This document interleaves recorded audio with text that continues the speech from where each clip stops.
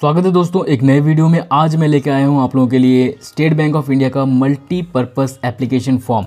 इसमें क्या है कि ये जैसा नाम है इसका मल्टीपर्पज़, तो हर तरह के यहाँ पे प्रॉब्लम्स जो हैं वो सॉल्व किए जा सकते हैं। ऐसे कुछ यहाँ पे 10 या 11 प्रॉब्लम्स यहाँ पे लिखे गए हैं, उनके लिए आपको ये फॉर्म फिल करना पड़ेगा। मैं हर एक पॉइंट के बारे में अलग से डिस्कस करूँगा। ये पूरा वीडियो आप देखिए, पूरे डिटेल में आप समझ जाएंगे। सबसे पहले आपको ये कैसे फिल करना है मैं आपको बता देता हूँ। यहाँ पे आपको अपना नाम लिखना है, ठीक है, अपना एड्रेस दे दीजिए, मोबाइल नंबर यहाँ पे लिखिए और कौन सी डेट में आप ये सबमिट कर रहे हैं वो यहाँ पे लिखिए, ठीक है। अपने सेविंग बैंक, आरडी या फिर टीडीआर कोई भी अगर अकाउंट हो आपके पास तो उसका नंबर यहाँ पे लिखिए, अकाउंट नंबर, ठीक है। बाकी यहाँ पे नीचे कुछ प्रॉब्लम्स यहाँ पे दिए गए हैं, मैं उन्हें डिस्कस करूँगा। चलिए सबसे पहले हम बात करते हैं चेक फैसिलिटी के बारे में, ठीक है। I request you to convert my ordinary saving bank to the check facility। अगर आप चेक इशू कराना चाहते हैं तो उसके लिए आपको यहाँ पे अपना बैंक का अकाउंट नंबर डालना पड़ेगा, ठीक है। और यहाँ पे आप लिखिए I undertake maintain the minimum balance of, कितना रुपया आप यहाँ पे महीने को मेंटेन करते हैं, 1000, 5000, 10,000, मतलब आपका एवरेज जो है वो हर महीने यहाँ पे आता रहता है। तो अगर सैलरी अकाउंट है आपका, यहाँ पे आपके पास सैलरी आता है तो वो सैलरी अमाउंट यहाँ पे लिख सकते हैं आप, ठीक है। यहाँ पे आपको अकाउंट नंबर और यहाँ पे आपका अमाउंट ये डाल दीजिएगा। अगर आप चेक फैसिलिटी लेना चाहते हैं तो ये वाला यहाँ पे फिल करेंगे और कुछ फिल करने की ज़रूरत नहीं है। नेक्स्ट यहाँ पे देखिए सेकंड वाला है, अगर आप कोई चेक जो है वो स्टॉप कराना चाहते हैं।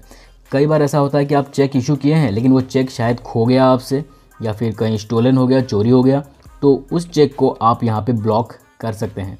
चेक का नंबर यहाँ पे डालिए, ठीक है, डेट यहाँ पे डालिए, कितने अमाउंट का चेक था वो डालिए और किसके नाम पर आपने ये चेक यहाँ पे इशू किया था उसका नाम यहाँ पे डालिए, ठीक है। तो ये चेक जो है सेम डे उसी वक्त वहाँ पे इमीडिएटली वो ब्लॉक हो जाएगा, ठीक है।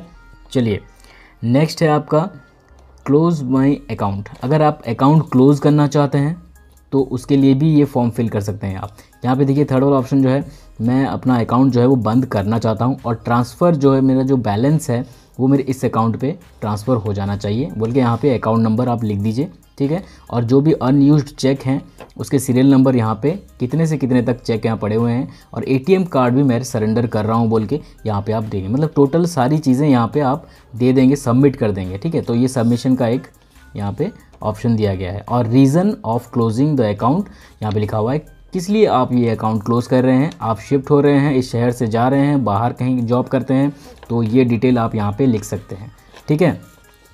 नेक्स्ट यहाँ पे देखिए इनऑपरेटिव सेविंग बैंक अकाउंट, मतलब आपका जो सेविंग अकाउंट है वो यूज़ नहीं हो रहा है, आप उसमें कोई पैसा डाल नहीं रहे हैं और ऐसे ही पड़ा हुआ है, ठीक है। तो वो अगर डॉर्मेंट हो गया है तो यहाँ पे आप लिखेंगे कब से आपका जो है वो यूज़ नहीं हो रहा है, क्यों नहीं हो रहा है, फॉर रीज़न भी आप यहाँ पे लिखेंगे कि मैं उसे क्यों इस्तेमाल नहीं कर पा रहा हूँ और मैं वापस से इसे इस्तेमाल करना चाहता हूँ। तो ये अकाउंट नंबर यहाँ पे आप डालेंगे, ठीक है। तो वही अकाउंट नंबर मैं यहाँ पे यूज़ करना चाहता हूँ। देखिए यहाँ पे लिखा हुआ है please be allowed to operate the saving bank account, ठीक है। तो उसके लिए ये फिल करेंगे। नेक्स्ट है फिफ्थ नंबर पे आपका issue me a duplicate passbook since the original is, यहाँ पे ब्लैंक छोड़ा हुआ है, स्टोलन हो गया, फट गया, डैमेज हो गया, कुछ भी हो गया आपका, जल गया, ठीक है। तो कुछ भी प्रॉब्लम हो गया, आपका जो पासबुक है वो अभी आपका डैमेज हो गया है, तो मुझे एक डुप्लीकेट पासबुक इशू करके दीजिए बोल के यहाँ पे आप लिख दीजिए, ठीक है। और इसमें अकाउंट की कोई ज़रूरत नहीं है क्योंकि अकाउंट नंबर आपने ऊपर यहाँ पे लिखा होगा, ठीक है, हो गया। नेक्स्ट अभी है add to my account the name of Shri या श्रीमती, जो भी है। अगर आपका सिंगल अकाउंट है, आप इसे जॉइंट बनाना चाहते हैं तो यहाँ पे आप उनका नाम लिखेंगे, ठीक है। और उनका जो डॉक्यूमेंट है आर एनक्लोज्ड हियर विथ, ठीक है, उनका डॉक्यूमेंट आप यहाँ पे देंगे।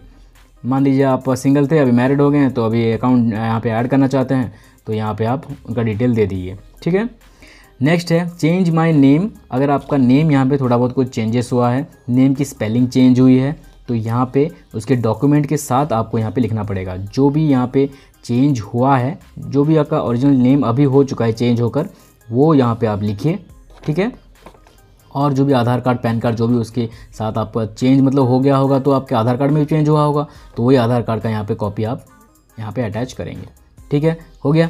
अभी देखिए यहाँ पे delete the name of Mr and Mrs, reason of deletion ये आप लिखेंगे। मतलब यहाँ पे आपने ऐड किया किसी का नाम और यहाँ पे आप अगर चाहें तो डिलीट भी करवा सकते हैं। तो ऐड एंड डिलीट के लिए एक ही फॉर्म में आपको दे दिया गया है, अलग अलग कोई फॉर्म है नहीं, ठीक है।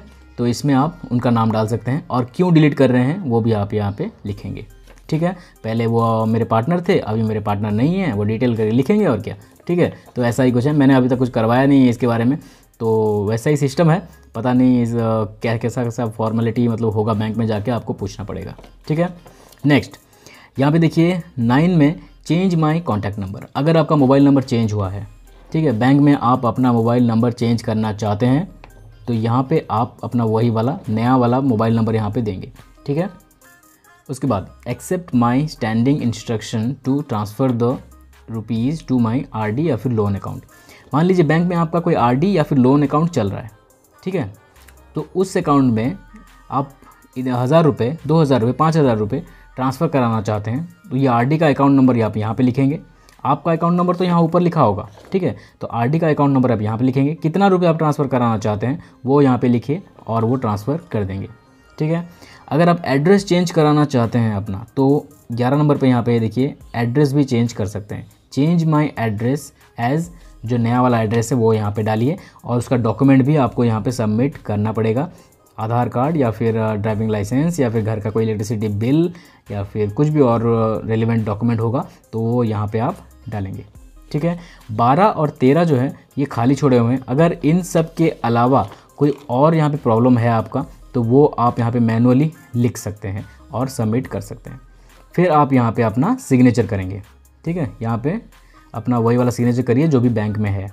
और नीचे यहाँ पे जो है फॉर ऑफिस यूज़, इसमें आपको कुछ करने की ज़रूरत नहीं है, ठीक है। इसके साथ एक फ़ोटो अगर होगा तो वो फ़ोटो भी दे दीजिएगा, क्योंकि वो लोग फ़ोटो मांगते हैं कभी कभी, लेके जाइए, अगर नहीं ज़रूरत होगा तो कोई बात नहीं, ठीक है। तो इस तरह से आप फिल कर सकते हैं मल्टीपर्पज़ एप्लीकेशन फॉर्म जो कि है स्टेट बैंक ऑफ इंडिया की तरफ से।